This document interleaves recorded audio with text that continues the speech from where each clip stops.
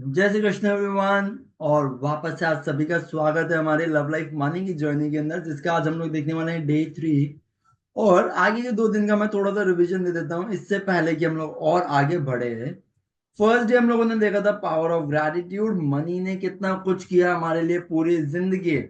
तो पहली चीज तो इसके लिए एक अच्छी इंप्रेशन जरूर से बना लें, थैंकफुल रहे। सेकेंड डे पे हमने देखा था breathing which was the inflow and outflow of money, बहुत ही पावरफुल सेशन था वो भी। आज हम जो देखने वाले हैं दैट इज एंजॉय। पैसे के साथ मजा कब आता है? कोई मेरे को बता सकता है पैसे के साथ मजा कब आता है? आई एम श्योर आपके दिमाग में आंसर आ रहे होंगे, यार बहुत उड़ाने में मजा आया यार, ये खर्चा किया, वो खर्चा किया, ये किया, वो किया। तो एक चीज तो हम लोग मान सकते हैं कि इंजॉयमेंट मनी के अंदर आता है जब आउटफ्लो होता है, राइट। लेकिन बहुत ज्यादा जरूरी बात मैं बताने जा रहा हूं, प्लीज इसके ऊपर ध्यान दें। एंजॉयमेंट के अंदर ही यहाँ पे दो फैक्टर और आ जाते हैं कि आपका आउटफ्लो जो हो रहा है वो एक्सपेंसेस के ऊपर हो रहा है या फिर आपके इन्वेस्टमेंट के ऊपर। आउटफ्लो तो होगा, पैसे तो खर्चे होने ही वाले हैं।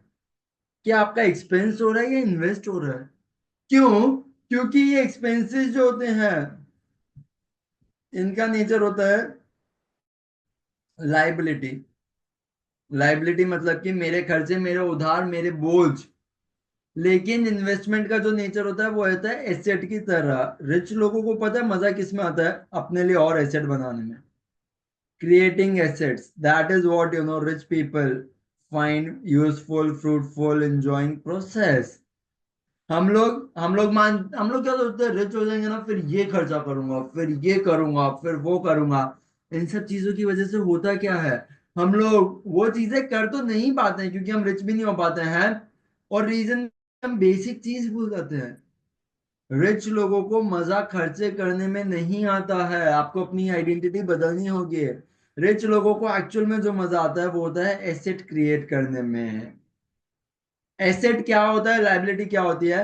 देखो, एसेट वो चीज है जो आपके मनी को प्लस करे, पॉजिटिव मनी लेके आए आपके पॉकेट के अंदर।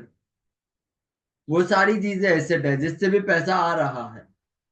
और वाइसा वर्सा, वो सारी चीजें जिससे भी आपका पैसा बाहर जाए या जाने वाला हो, वो सारी कहती है लाइबिलिटी, नेगेटिव चीजें हैं।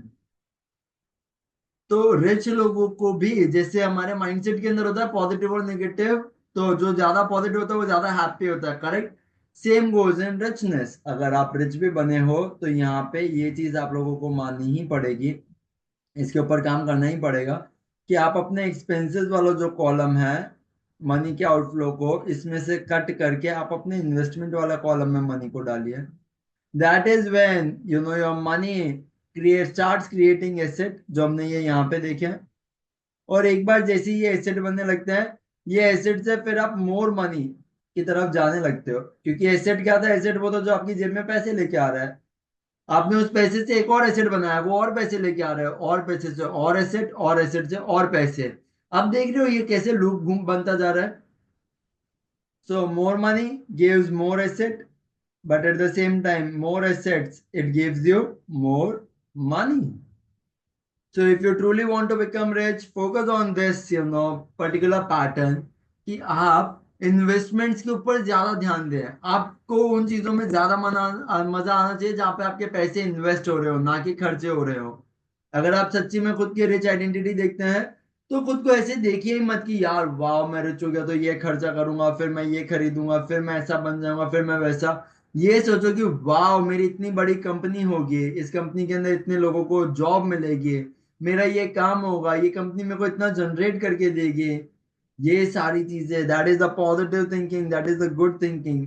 ये सब कुछ आपको बहुत हेल्प करेगा आपके ये जितने भी प्रोसेस है इन सबको अलाइन करने के अंदर। रिच बनने का जो प्रोसेस है इसके अंदर आपको ये एक माइंडसेट अलाइनमेंट चाहिए ही होगा कि मैं एक्सपेंसेस पे नहीं बल्कि अपने इन्वेस्टमेंट्स के ऊपर ज्यादा अपने मनी को स्पेंड करूं, राइट।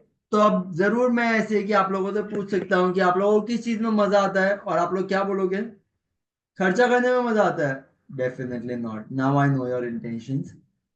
हम लोगों को एसेट क्रिएट करने में मजा आता है। Wonderful. So everyone, I have two assignments, right? सबसे पहला असाइनमेंट तो हमारा कल की तरह सेम ही है, right your observation. This is very important.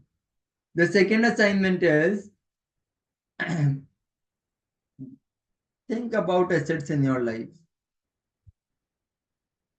अभी आपके पैसे कहाँ कहाँ से आते हैं? Inflow. Think about assets in your life. अच्छा, कुछ एक्टिव एसेट्स होते हैं, कुछ पैसिव एसेट्स होते हैं।